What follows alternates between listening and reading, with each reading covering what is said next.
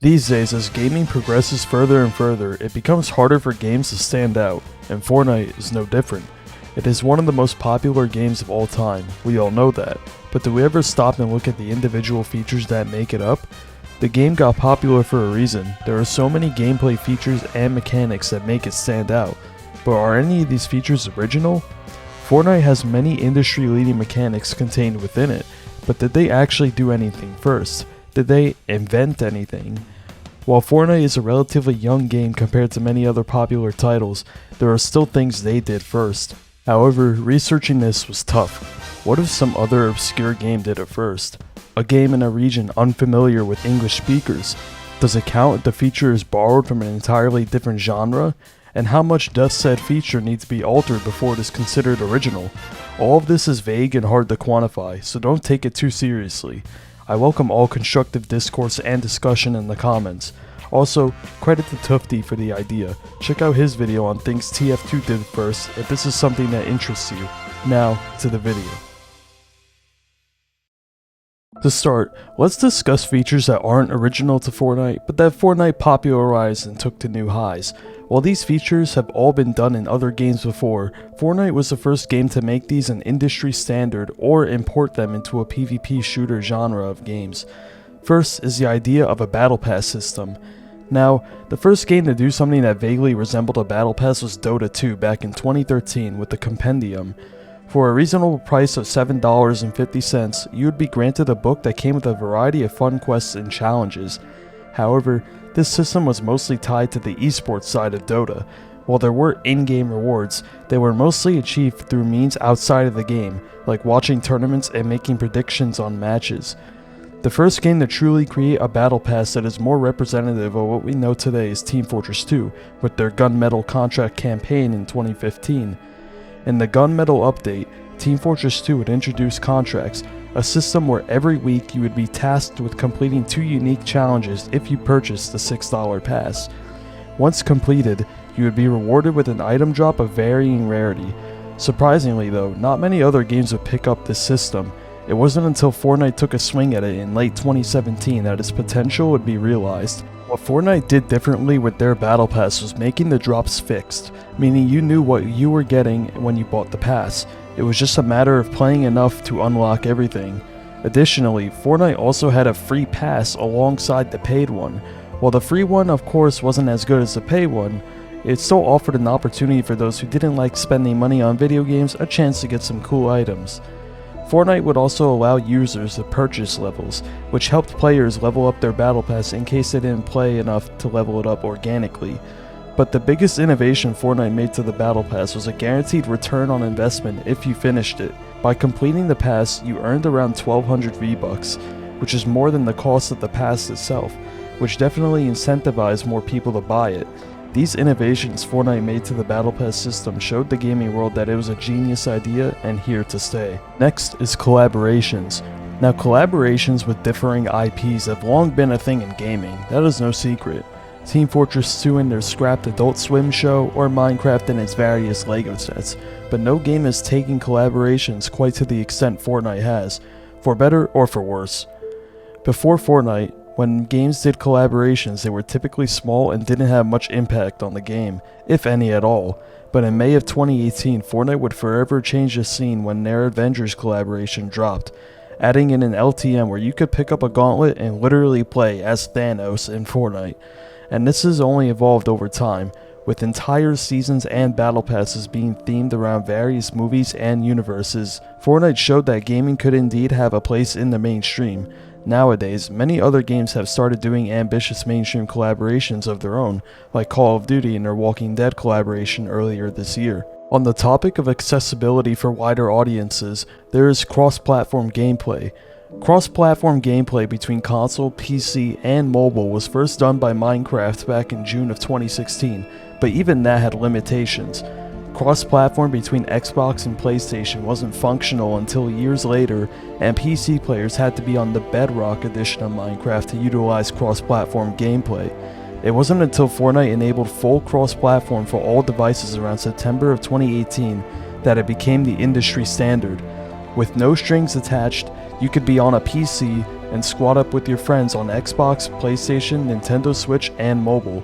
Seeing the success Fortnite had with cross-platform, many other games such as Rocket League, Call of Duty, and Apex Legends would also adopt this system.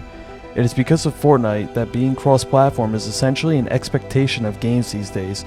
People like sticking to what they know, and being allowed to still enjoy an experience with friends despite your input is something we all take for granted. Finally, for this section, there is building.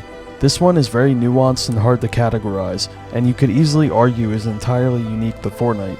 While building has been done in many games before, such as The Sims, Minecraft, and Garry's Mod, most, if not all, of these titles are single-player sandbox games. The only other relevant shooter game that has some aspect of building is Rainbow Six, but even then it is very limited. Fortnite was the first PvP shooter game to implement some kind of free-form building system, one where you could place whatever you wanted wherever you needed it. And all of its unique mechanics it facilitates is likely what made it so popular. The sheer skill gap created by building gives the game so much depth that people, quite literally, take for granted these days. But before we get into features completely unique to Fortnite, drop a like and sub if you're enjoying the video so far. Thanks. Now to the things that have a strong argument for being invented by Fortnite and possibly very original. The first of these is live events. And no, a game-wide bonus for being online as seen in World of Warcraft and Pokemon Go doesn't count. When I say live events, I mean an event that happens game-wide at a designated time, often having huge ramifications for the game itself.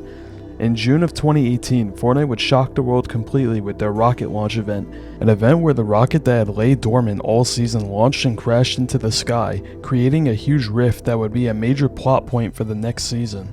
And the live events only got more insane, with the end event in October of 2019 literally reducing the game to nothing more than a black hole for 3 whole days and bringing Fortnite to its highest point in history. And then there are the live concerts, such as the one with Travis Scott. While they didn't impact the gameplay itself, being able to witness a completely official concert within a video game is something never seen before. The Travis Scott concert even played unreleased music, meaning that people who attended via Fortnite were the first people to hear those unreleased songs. Next is open tournaments. Researching this, while other games such as Dota 2 and Counter-Strike have hosted tournaments open to all players before, there are certain aspects of said tournaments that don't make them truly open. Some of these tournaments were hosted through third parties such as Faceit, while others required signups to participate. But Fortnite would change this in 2018, starting with their Solo Showdown tournament. As long as you were able to launch a game, you could play the tournament.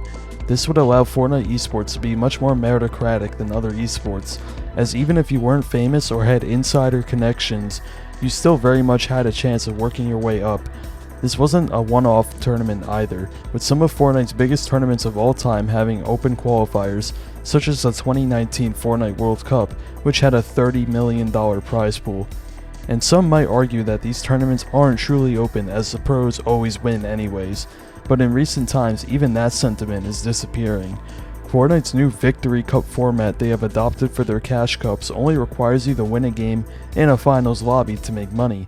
And these lobbies aren't too hard to make it to if you are an above average comp player, so these tournaments truly are open. And finally, there is tournaments being open to 13-year-olds.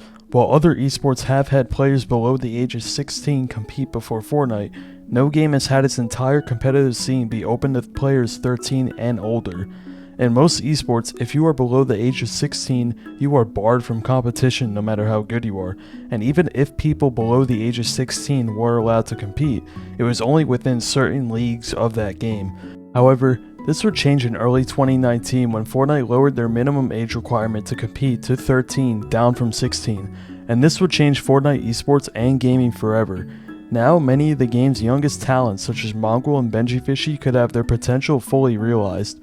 The 2019 World Cup further proved this, where the median age was just 16, and many of the players who made life-changing money that day were below 16, such as King, a 13-year-old Argentinian player who placed 5th and made $900,000.